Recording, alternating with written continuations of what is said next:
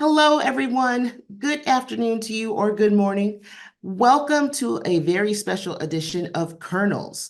Kernels are short videos from the State Library of Iowa that offer a pop of information about a library practice or service that any library in the state of Iowa can adapt or easily use for their library. And why it's a special edition of Kernels is because we're talking about that wonderful dog, Bluey, that popular Australian dog, and Bluey's sister, Bingo. With me today is Emery Bunkers, the Youth Services Librarian at Kling Memorial Library.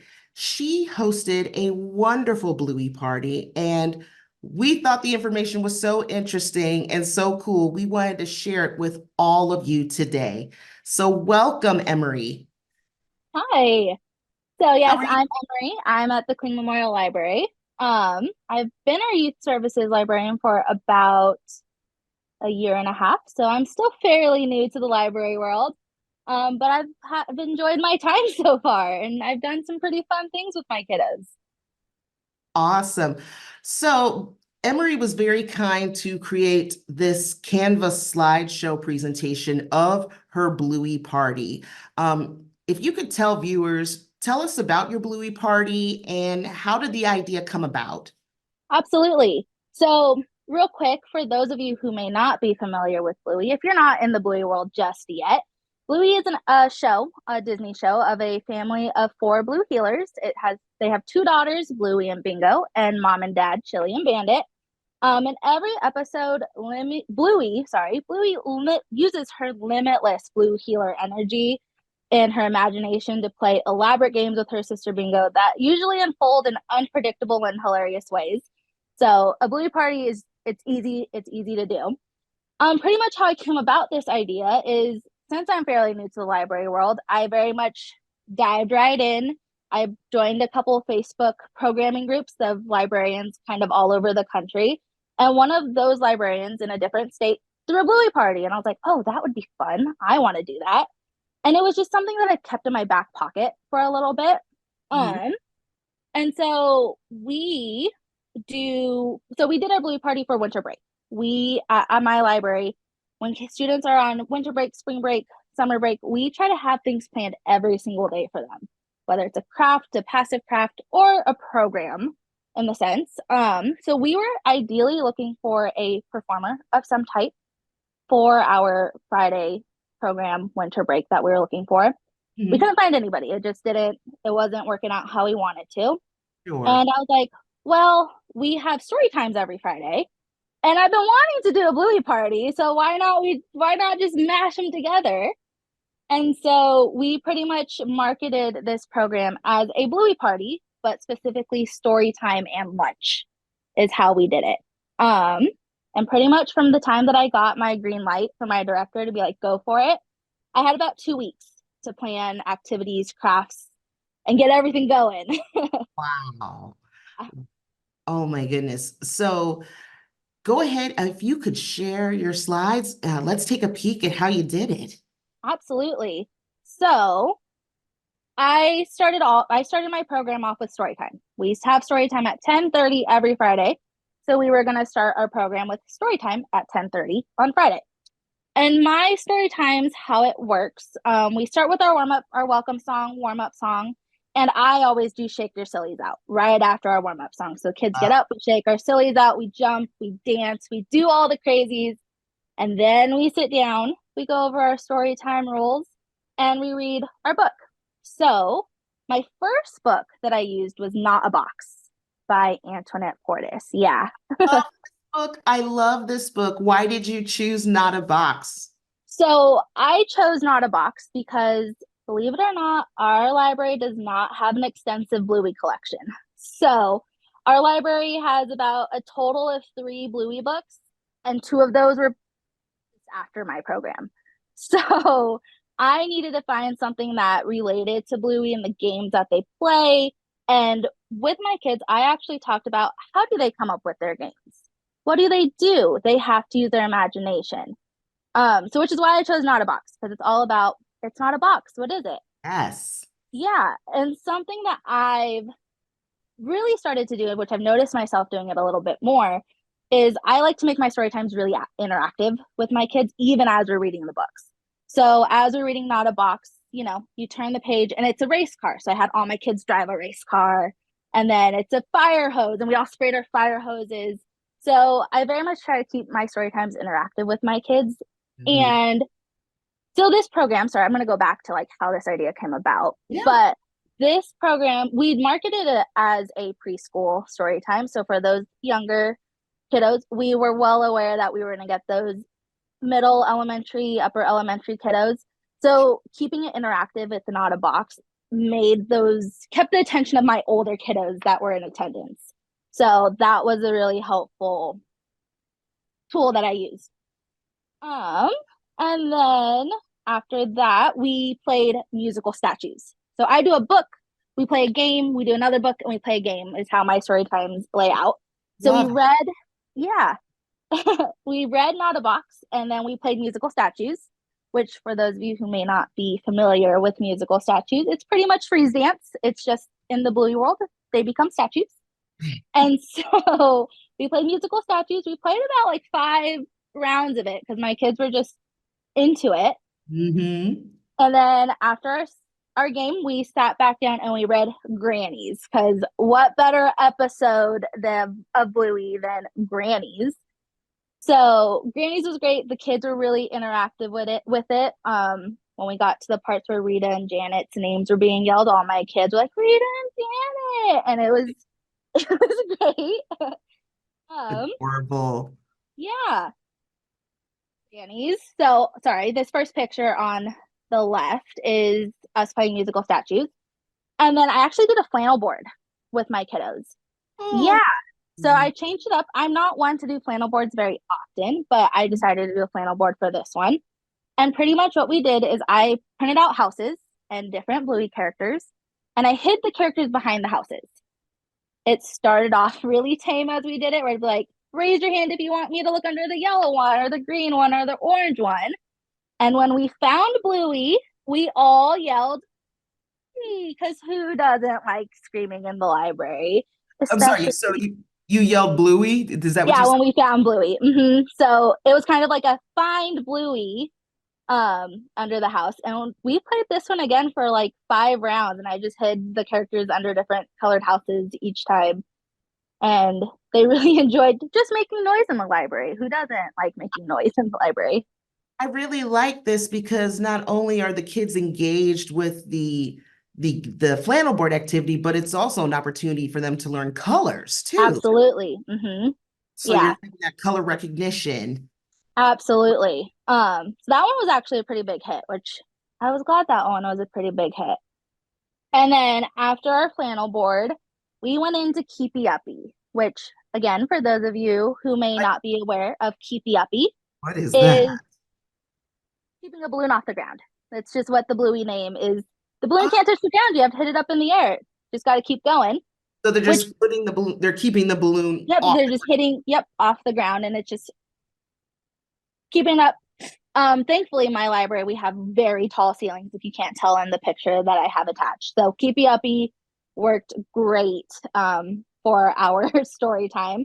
The kids loved it. I probably had about 10 balloons going at a time because we had so many kids in attendance, and there were balloons everywhere. They were hitting them behind the desk, and my coworker was the one hitting them out, and it was a whole thing.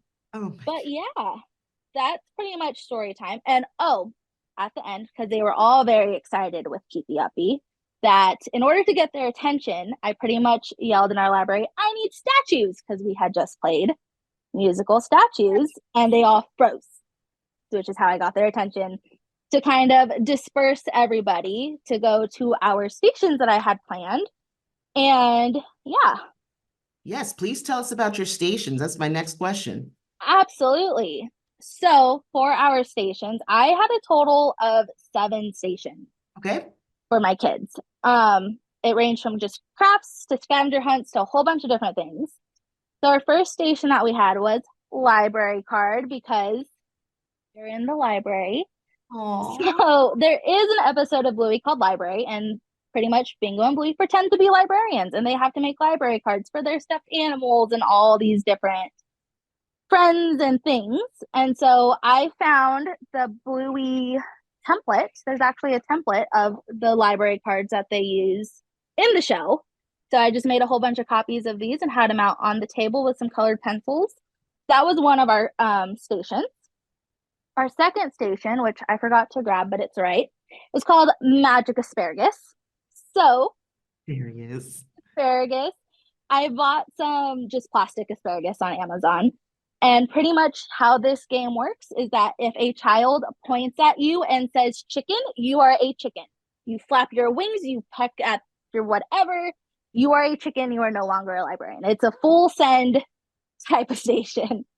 With my kids, I've been a chicken, I've been a dinosaur, I've been a frog, I've been a rabbit, I've been a fish. So yeah. So the kids love magic asparagus, especially if like you're willing to play along with them, and it's instant when they point that asparagus at you.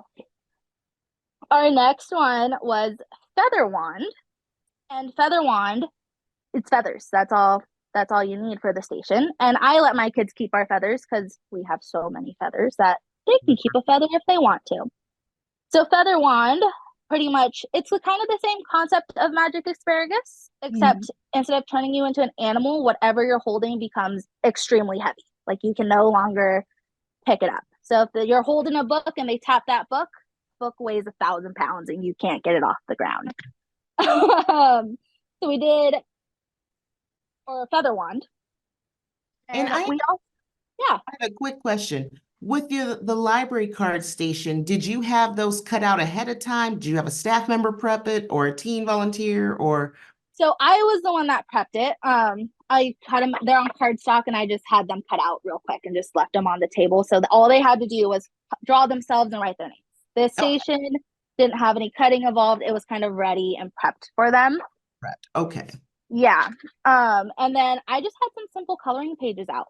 Like I don't have any bingo or Bluey ones because I ran out of those, and I just put our extra ones in our kids area. But like I have different characters from the episode Bluey or shows Bluey that our kids would recognize.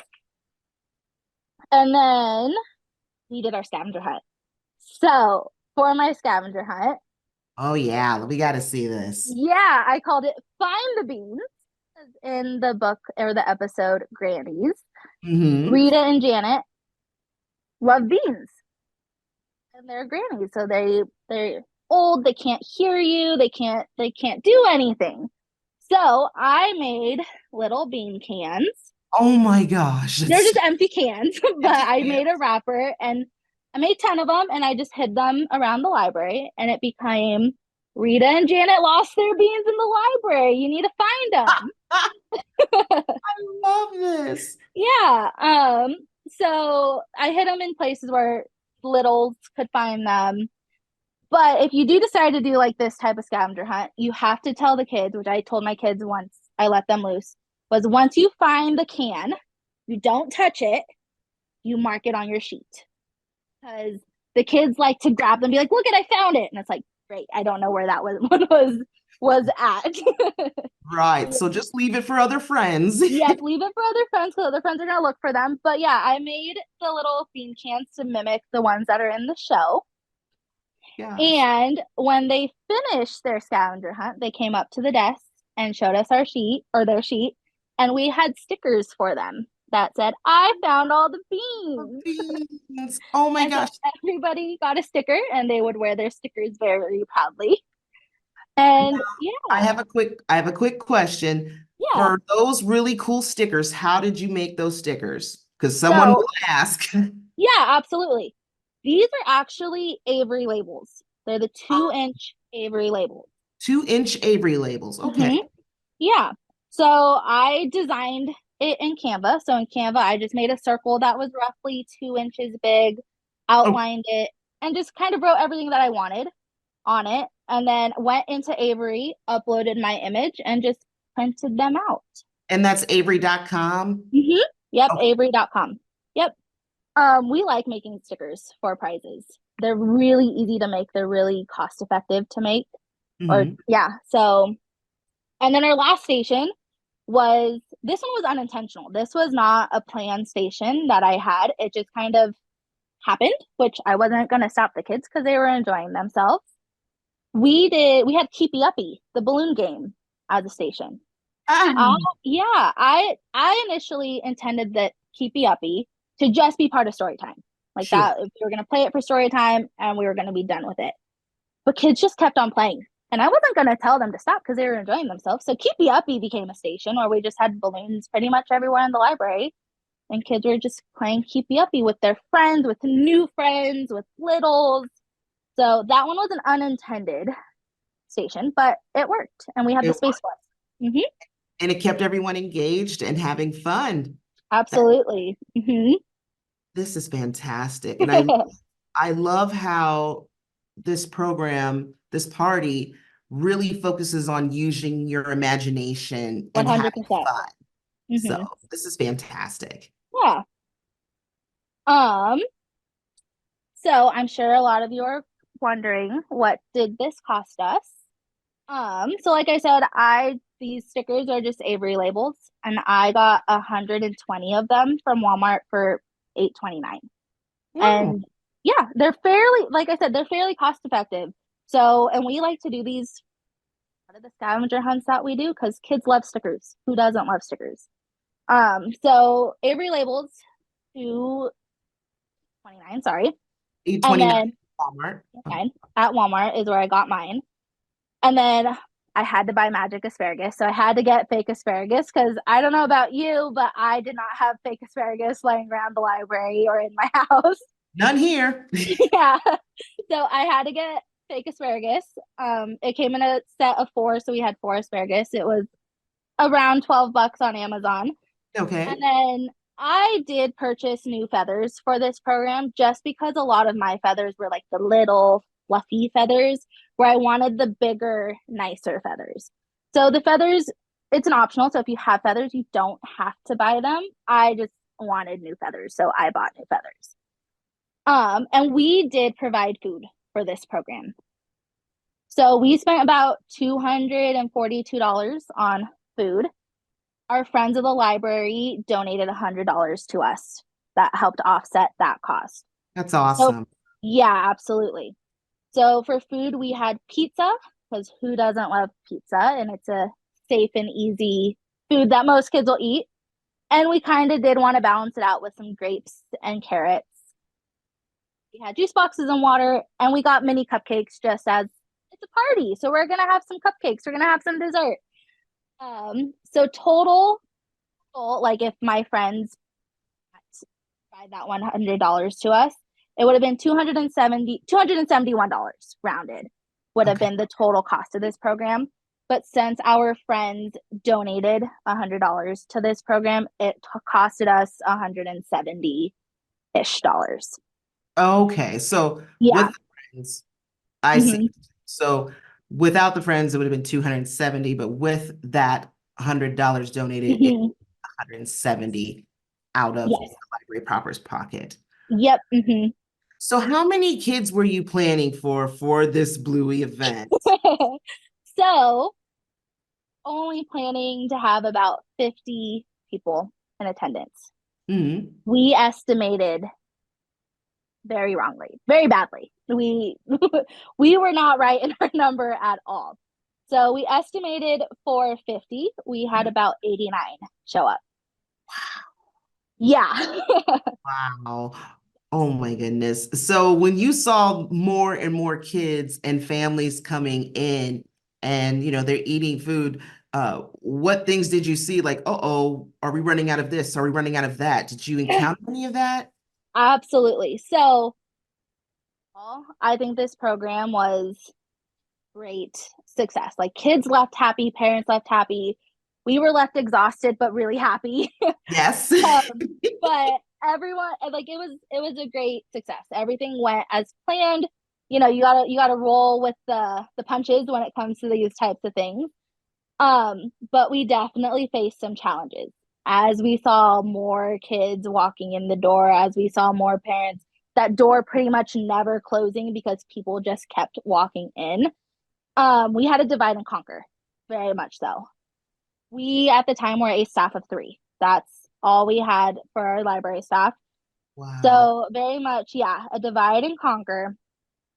My director was like, I will go. So backing up just a second, we have two Casey's in our town, Okay. thankfully.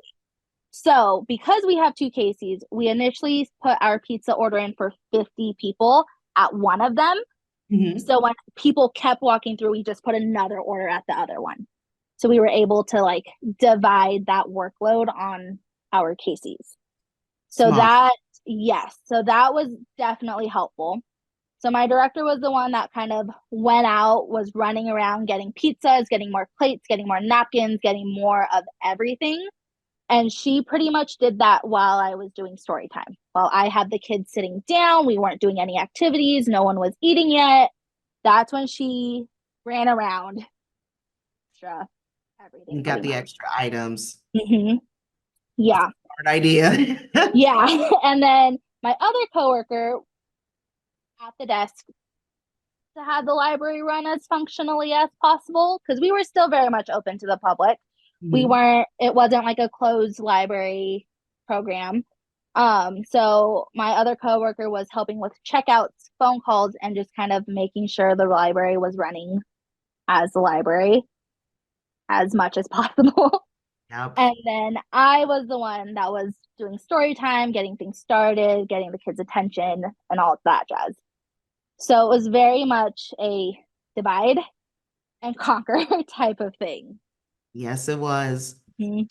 Oh my goodness. Now, did you have this program? Did you hold it on a weekday or a weekend? We held it on a Friday morning. Friday morning. Okay. Mhm. Friday morning during winter break. During winter break. Hmm. Oh yeah. So what was the overall consensus from parents and caregivers that came? What did they think of the program? Oh, they loved it because a lot of our games, for example, Magic Asparagus or Feather Wand, it's a full family game. Like I said, if a child points at whoever and says chicken, they become a chicken. Like it's an instant. So, especially if you watch some of the Bluey episodes, you're aware that these games become Yes. family games. And so it very much became the whole family is involved. Everybody's playing together. New kids are playing with new kids that they've never met before. Craft wise, I'm gonna step take a step back. We did Bluey headbands, Oh, Bluey and bingo headbands. look at that. Um, and Adorable. but those were not prepped. So I just had them printed out on a piece of paper. I had scissors, glue, tape at that station. So Okay. that also became parents, you need to help your littles with this craft because didn't have time to prep Especially it. with especially with taping and cutting. Yeah. I mean, Yep. just to So make sure that their parents loved hat it. looks right. Absolutely. Yeah. Parents loved it. The kids were extremely happy. We had kids walking in their Bluey pajamas with their Bluey Halloween costumes on. Oh my It was God. very much a very anticipated program for our community. Oh my gosh. Hmm. Would you consider repeating this program again? I don't know if I do specifically a Bluey program again.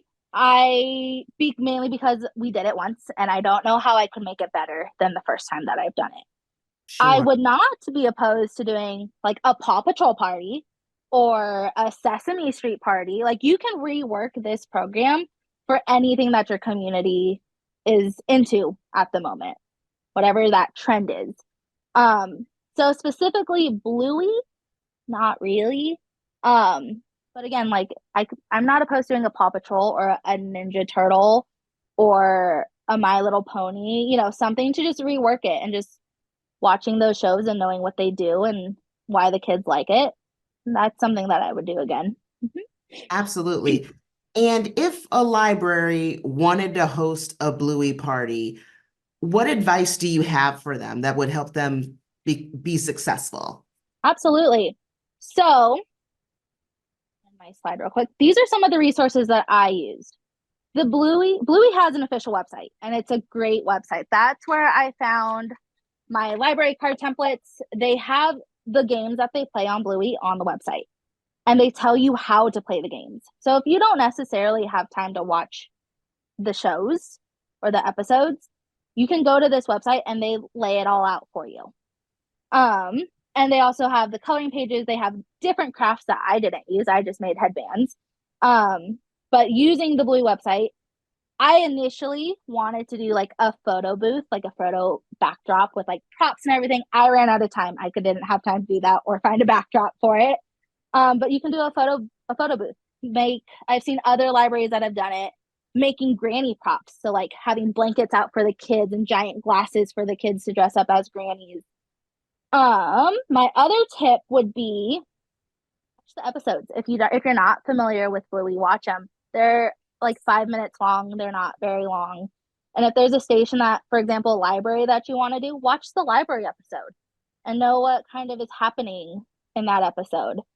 And you'll kind of learn why I don't have kids, but I fell in love with the show. I watch it all the time.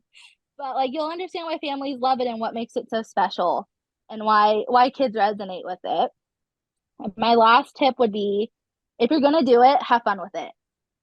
It's a full send if you're going to do it. Like I've used the magic asparagus example multiple times, but even as a kid, even as a parent was dragging a kid out the door, he used his magic asparagus at my director and said chicken, and she went straight chicken. She was flapping her wings.